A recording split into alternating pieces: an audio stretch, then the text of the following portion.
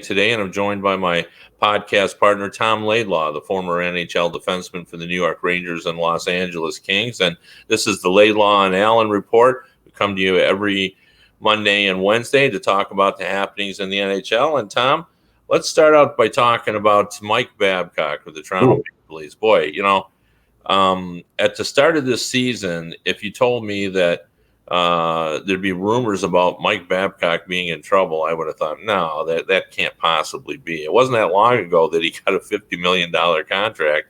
Now all of a sudden we're talking about, is he going to be able to last the season? What do you make of this? Like, it's not like, they have a horrible record. I think they're 6-5-2 is their record. And, there are a lot of teams that are struggling out of the gate. Why is there sort of an undercurrent that Babcock might be in trouble? Well, to me, I think people have viewed him for a long time. I don't necessarily agree with it, but they viewed him as maybe the top coach in the National Hockey League of the current era.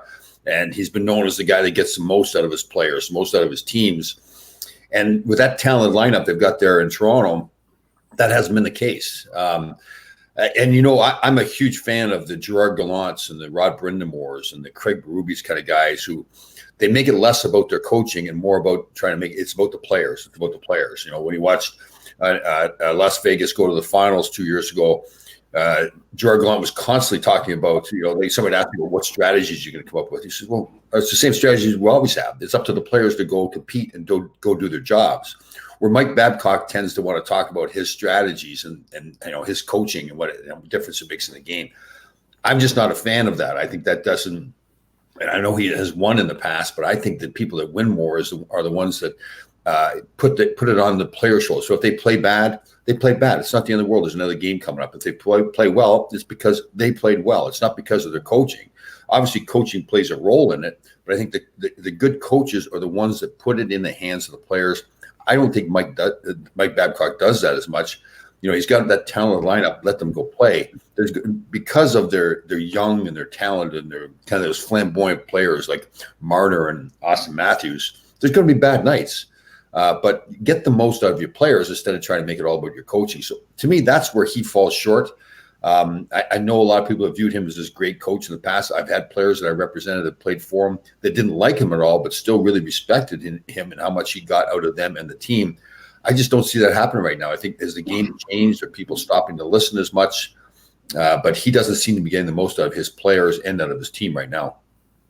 Well, there's no question that a coach's job is to empower his players, to find ways to get them, to push themselves. And I've always felt that Babcock's strength is, in the preparation of a team to play on a game-by-game basis. And I know I've talked with Ken Holland about this, and he always said that as well. Like, if you're preparing to play the Montreal Canadiens or the St. Louis Blues, the Chicago Blackhawks, he does a really strong job of preparing his team to face that particular team. He makes it clear what everyone needs to do. He breaks down the other team really, really well. And, he gets everybody sort of on the same page. At least that historically is what he's done, and gets them thinking about what needs to be done. But what he's never been able to do is connect with his players on a personal level. And that seems to be a trend around the National Hockey League right now. You mentioned it too. Craig Berube, Rod Brindamore, Cassidy in Boston.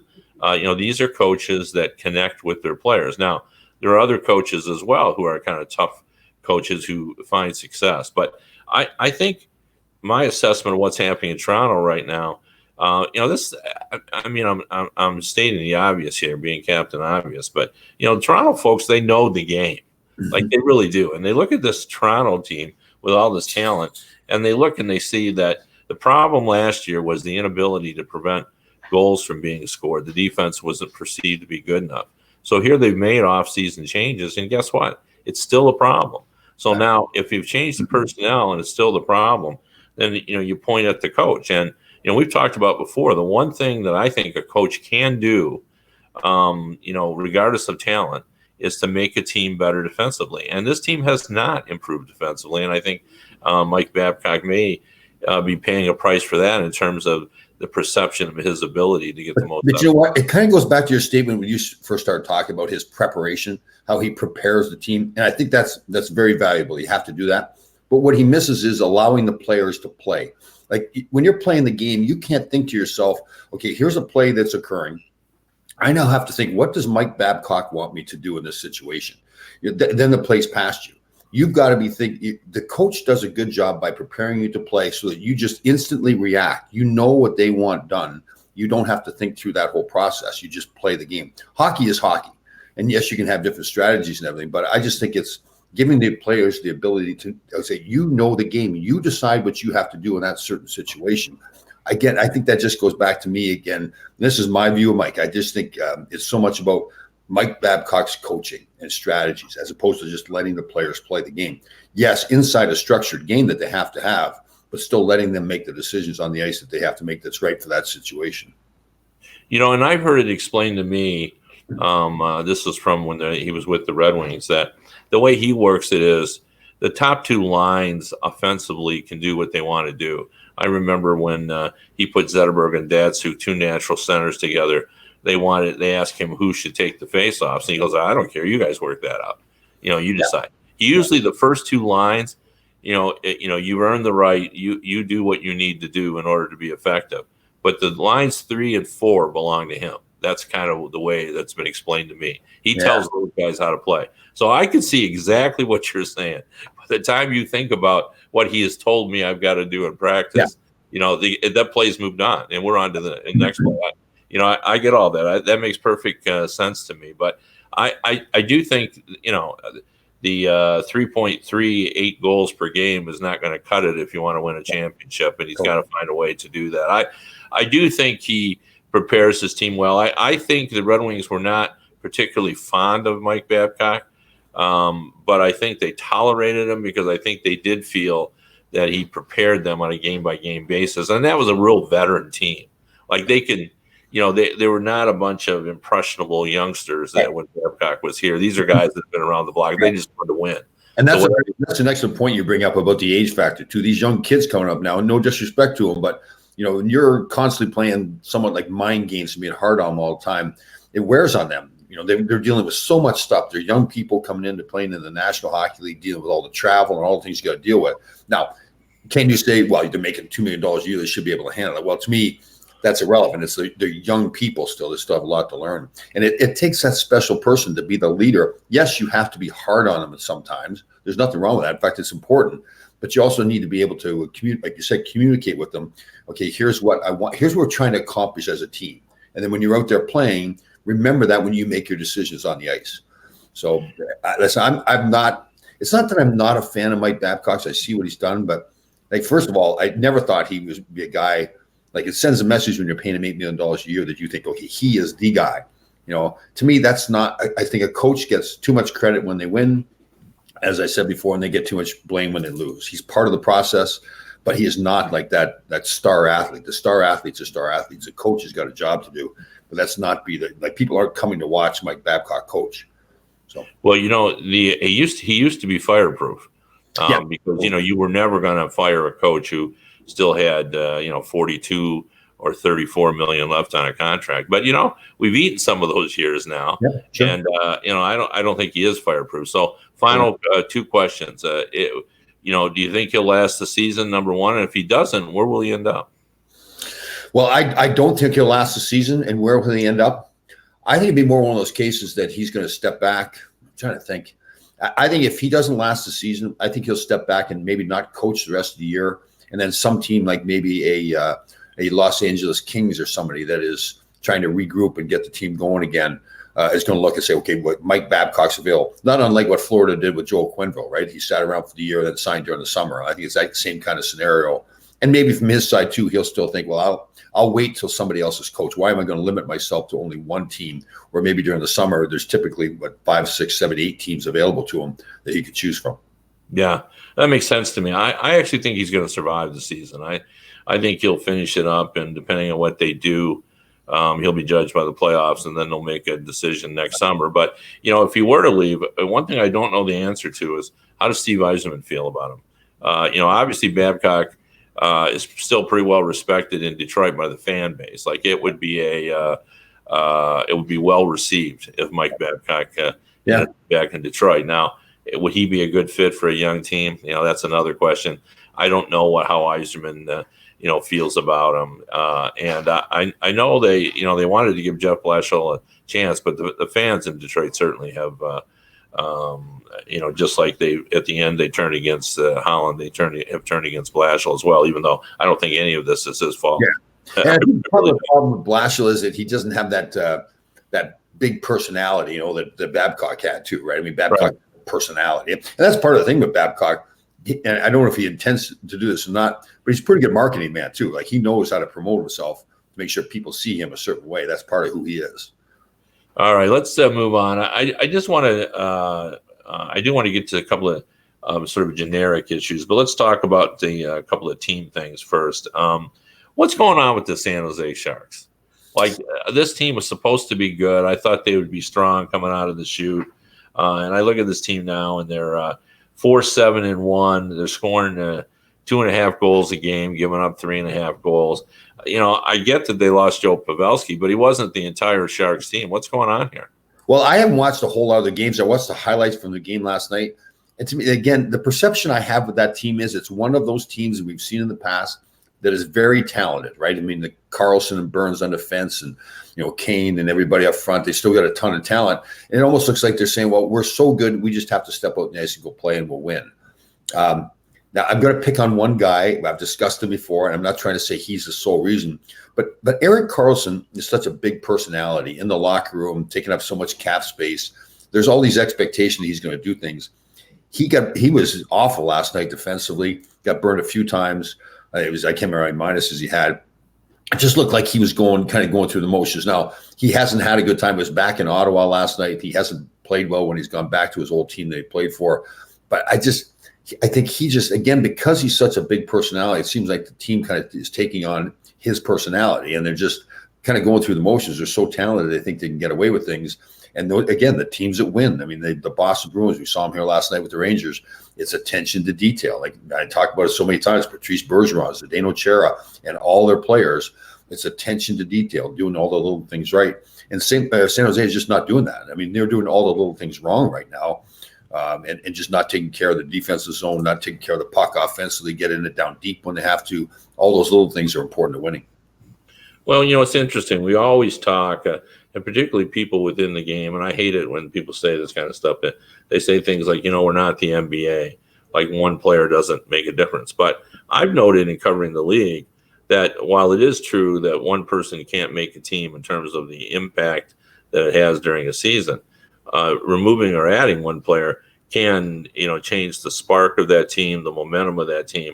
And so I wonder if the loss of Joe Pavelski, who was, the veteran everybody looked to, whether it's had a greater impact than we thought it was going to. He was a 30-goal scorer, but more importantly, he was a presence in the dressing room. And now the dynamic has changed. It's not the same anymore. Logan Couture is the guy. And so everything changes a little bit. Like, he even called out a couple of players earlier this season. I don't remember Pavelski ever doing that. Yeah. Maybe he did, but I just don't recall. Yeah, but I think I didn't like when Logan Couture did that too. I think I almost felt like it was a forced thing, like he was trying to put his stamp on the team. Okay, I'm the captain now, and I'm going to send a message. But yeah, you don't send that message publicly. You want to rip into guys in the locker room. That's fantastic, and that's needed. That's happened all the time. I think that's the way it should be handled. Players are held accountable. When you go outside the locker room, I think that's wrong. That may be something he looks back at. It's interesting you say about Pavelski that, and I don't obviously haven't seen them as much. I haven't seen the interaction in the locker room. Was he really that much of a leader, that much of an impact player on that team? Well, he appeared to be. I mean, he isn't like, he wasn't like Yzerman was in Detroit, or Joe Sakic, or someone of that ilk. But, from the impression I had from being around that team is that he was highly respected, that they looked to him on the ice and, in the room as well. Now, Joe Thornton was there too. So it was almost like, kind of two veteran guys. So, but there is a comfort factor too. I mean, that goes into every sports team, where just having the guys in the room just makes you feel like, well, we'll be all right. Pavelski will get us a goal. So, but, I just wonder if we're just seeing a kind of a learning curve, and they'll figure it all out, because they essentially still have the same team that they had last season. They're just not, performing. Yeah, and again, for me, I just don't see that like that jam. Like you watch the teams that are competitive now. It's just they've got that attitude about them that they just they come to work and they put their work boots on. I just don't see that with San Jose. I see that a bunch of guys that just think they're so talented, they just float around. They've got skill whenever they need it. They can turn it on and they'll go win. And that just doesn't win in the National Hockey League. Let's talk a little bit about the Dallas Stars because it's a similar situation, and and now I'm going to ask you to talk about scoring, which was not your bailiwick when you played. But hold on. You should have seen me this weekend. We had a home series, an alumni game against the Boston Bruins. We played a game up at Bentley, up in Boston, and then a game at Madison Square Garden yesterday afternoon. And I was flying out there. So don't be. I think I may have gotten better offensively over the years. Yeah. Well, yeah. I actually wouldn't doubt that. I've talked to players who have told me that once they got out of the game and they actually started to work on their game, they before players have said, I had certain role that I played and everything else, and then I got out of the game, and then I get in the rec league, and you start to work on moves because you can score. You're a better skater than everybody. So it's funny. My defensive partner was Darius Kasparaitis, and he keeps himself in pretty good shape too. So we spent more time in the offensive zone than we did in the defense. Well, we spent more time trying to be in the offensive zone. Then the puck would get turned over. We'd have to hustle back. But we had a blast this week. It was a good time. It was a great cause. Actually, the cause up in Boston, the Bruins charity, was the Navy SEAL Foundation going to help Navy SEAL. And it was fantastic. I'm a huge supporter of those people. And we had a dinner on Friday night. And a lot of Navy SEALs were there, and it was funny talking to them. These young guys, they're jumping out of back of airplanes and sleeping in the dirt and doing all the stuff they have to do to perform their duties. And they were really nervous about playing in the charity game with us. And I'm looking at the guy and I'm saying, "Are you kidding me? Like the things you do, and you're nervous about playing with us?" So they were fantastic people. It was a lot of fun. Where is the Kasparaitis these days? Is he in the United States or in Russia? Yeah, he's down in Florida. He's got his family down there. He's a funny guy. I hadn't spent a whole lot of time before. I never played it with him, but he's totally vegan now. He's in great shape. So the two of us were eating salads on the bench, and everybody, or on the bus heading up there, and everybody else is having the, let's say, not as healthy food. But so we got to be partners, and he's just always talking. And I like to talk a lot, but there's no room for me to talk because he was talking all the time. So he was a funny guy. Wow. Yeah, Char is a vegan as well. Yeah. Well, there's a lot of actually there's an interesting documentary that I watched on Netflix the other day, and I can't remember the name of it now, but it talked about the plant-based foods and how everybody wants to get protein in their body, bodybuilders and everything, protein's important for you, that the cows or the fish or the chicken where you think you get the protein are really just the middleman. It's the foods that they eat that supply the protein for you. So just cut them out of the middle and just eat plant-based food. So are you headed in that direction? Yes, I am. Yeah. I've really seen the benefits of it. It's just like, I think you think in the past that you need to have the chicken and fish and meat to build muscle and maintain like your strength and everything, but it's just not the case. There's a lot of athletes, especially as they've gotten older, that have switched to plant-based. I don't know if I completely go that way, but just to really, try as much as you can to do more plant-based foods.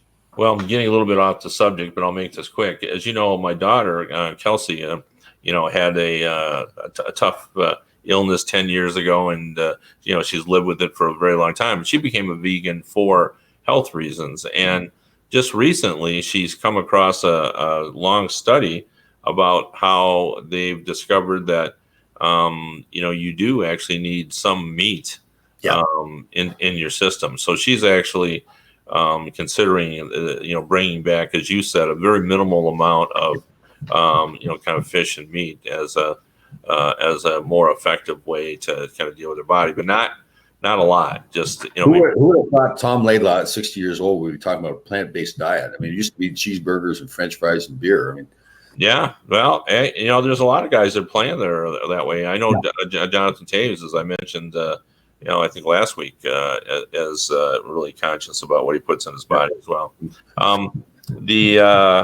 Dallas Stars. I want to talk about the Dallas Stars, and I want to talk about goal scoring in that team. I looked, and they are still scoring. Here we are, game 14 coming up from them, and they're still scoring under 2 goals a game. And you look around the league, and there's 2 teams, the Colorado Avalanche and the Predators, who's scoring 4 goals per game. and there's 19 teams scoring better than 3 goals a game, and they haven't even hit 2 yet. Detroit Red Wings just went through a slump where they were basically getting a goal per game for like 7 games, and they're still ahead of the Dallas Stars. That's how bad it is. And this is on a team that has Sagan, Ben, Radulov, Pavelski, Klingberg, and Heiskanen. Right. Those are 6 really quality, offensive players. And the leading scorer on the team is Rube Hintz, who has 6 goals. Thank God he's on that team. Yeah. Or now, what's wrong with this team, and how do you explain a team with that many talented players, offensive players, not being able to score, Tom? Well, there's your problem. They've got too many talent. I'm going to sound like a broken record here. But when you see these teams that have all these talented lineups, what I'm seeing when I'm watching them play is just this mentality that we just need to step on the ice and we're so talented, we'll go win. Now, you watched the New York Rangers last night, and they were struggling to score goals early. And a young guy, Haley, like a fourth-line player, banged somebody, knocked some guy down off a face-off in the neutral zone, drove to the net, and I think it was Smith threw the puck to the net, and Haley just crashed to the net, just banged the puck in. One of those dirty, greasy goals that you see all the time. It's just pure effort. And I see the Dallas Stars, that same kind of team. They're just relying on the talent to think they're going to score. The goaltenders are too good now. The defenses are too good. They have to get like those ugly goals, drive to the net, move your feet, draw penalties. I just don't see that from the Dallas Stars right now. It's the same thing when I watched the San Jose Sharks highlights last night. It was that lazy play thinking that our talent will just get us by, and it just doesn't work that way. You have to compete. And I just don't see the Dallas Stars having a whole lot of compete right now. And it surprises me because, I think like Jamie Benn in particular, I like him as a player. He's a leader. He's a gritty guy with that talent he's got, but that's just not coming out in the play right now. It almost feels to me, rightly or wrongly, that he hasn't been he had a couple of injuries like 2 seasons ago. Yep. And he really hasn't been the same player since. Like, even when he's played well, like it just doesn't seem he's the same guy. And I don't know why. But that's how it feels to me from the outside looking in. Yeah. What's your thoughts on that? I agree totally. And I've seen that happen before. It happened to me. So my first, I think, like 6 years in the league, I think my 5th year, finally, I had my ruptured spleen. So I missed some games from an injury. But, I'd fight through stuff and everything. Then I finally started getting a bad back and everything. And your confidence in your physical play really starts to dwindle. Like you wonder, God, am I going to get hurt here now? And you're not afraid of getting hurt necessarily. You're afraid, no, if I get hurt again, now I'm missing more time. So it's, maybe that's the case with Ben. It's like now you start to get injured again, and like, God, am I going to screw up my career here by getting hurt some more? You're right. To me, when I saw him at his best, he had that combination of like he would fight sometimes, he would hit, he would play the nasty game, and he had that talent level. And I just don't see that with him right now. You're right. Maybe something is bothering him physically because he just doesn't seem to have that kind of jam game where, he drives to the net hard. I mean, you saw Pasternak last night with the Boston Bruins, who isn't really a physical player, drive to the net and got his feet taken out from under him, crashed into Henrik Lundqvist, and I think it was Bergeron came in and scored. Like those things are not happening for Dallas. They're not happening for San Jose even. But in Dallas's case, they're not creating those opportunities by being an aggressive hockey team. Yeah, and I think another issue has been the fact that Pavelski has not adjusted well to the new team. Like he had been a Shark, right, forever and a day, and here he is, going into Game 14 with 3 points, 2 goals. That's he was 30 plus goal scorer last season, and now he's on a pace for 11 or 12 goals. And I think that Jim Montgomery, also the coach, had difficulty trying to sort out who should play with whom on this because it didn't fit real well. And he started out. But Kev, though, you know what though, man, Joe Pavelski, if he's really that much of a leader, like there's something missing there. Like I know there's an adjustment period, but it's hockey still. Like hockey players are hockey players. They change the names and the jersey colors and everything, but you go from one team to another, and you're still playing hockey. I can't believe that it's that hard for him to have that that much difficulty in the transition. Well, yeah, but I mean, this is true. I mean, there's certain guys that play better with other guys. I mean, we've seen that for years. That it doesn't mean they can't play with John Smith, but they're better when they play with Mike Jones, or whoever, and we've seen that with teams. There are guys that just are good together. They seem to know each other and everything. So I don't know. I mean, the one thing that scares you is that Pavelski is heading toward his mid-30s. I mean, past his mid-30s. Yep. So, how, is this starting to be the downward turn? Yeah. You never know on that. But the other guy that I'd worry a little bit about is Klingberg. I've watched their games, and boy, he's been such an impressive offensive catalyst since he moved into this league, and he's the trigger man of all this, usually with the offense, and he's just off to a really rough start. I think he's -9, and I think he only has 2 or 3 points. I'm not even sure. Yeah, he's got 1 goal. What do you think of the coach at Montgomery? Has he got that team under control? Is he the leader there? Well, he seemed to last season. I mean, he was the team was the talk. I mean, they played well. I mean, nothing's going well. The goaltending hasn't been sharp. And it all kind of falls apart together in the NHL, I think. And yeah, when one team's not playing, or one portion or one segment of the team isn't going well, they try to do too much, and then they're not playing well. But this is really starting to be bothersome. I mean, when you're into game 14 and you're still playing this, as I said the last time, sooner or later a poor start becomes who you are. Yep. And we're reaching that point that suddenly the Stars may be the team that has fallen off this. And what happens is everybody now starts to say it shouldn't be this way, but what happens is human nature kicks in and everybody just starts to take care of themselves, right? And it always becomes like this selfish play. You're not pulling together as a team. And that's just human nature. It's a business out there, and people forget about that whole team play, and it gets even worse too. Okay, I wanted to ask you just a couple of things. I was thinking about this. I was actually watching the NFL when this occurred to me. In my lifetime, the NFL has changed unbelievably. We've moved the goalpost back. The running backs are far less important than they were when I was a kid. It's pretty much a passing game. You can't touch the quarterback anymore. You can't touch the receiver if he's 5 yards beyond the line of scrimmage. The game is nothing like it was before. They've changed the game.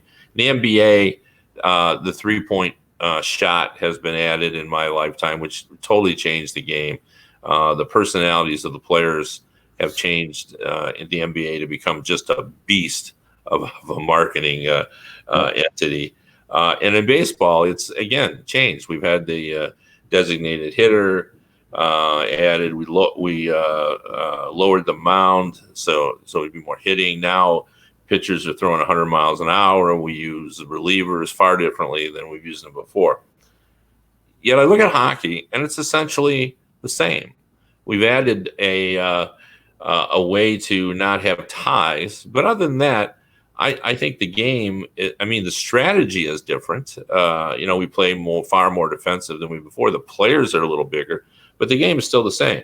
So my question to you is that fine? I mean, is the game great the way it is, and you wouldn't change a thing? Well, I'm going to disagree with you a little bit in how much the game has changed. The physical part of the game, remember, when you go way back to the 80s, 70s, 80s, and even the 90s, like the physical intimidation was part of the strategy. And I don't think that's there anymore. And that's partly because of the rule changes too. It sped up the game. You can't hook and hold anymore. We were actually joking around in our alumni game, Tom, what's your favorite plays? Well, I'd hook somebody or shoot it over the boards, over the glass. And those are my 2 favorite plays. Now I'd never be on the ice. I'd be in the penalty box all the time. So some things have changed. But listen, there's 2 things to me. I look at it 2 different ways. If I'm the old school Tom Laidlaw that played in the past, I loved the physical play more. But if somebody did something on the ice, he was going to be held accountable. And it didn't have to happen right away too. It was like if somebody cheap shot at somebody else, like if I cheap shot at Bob, Mike Bossy, and playing the New York Islanders.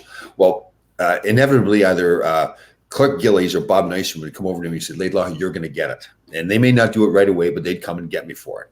And that was the way the game was played.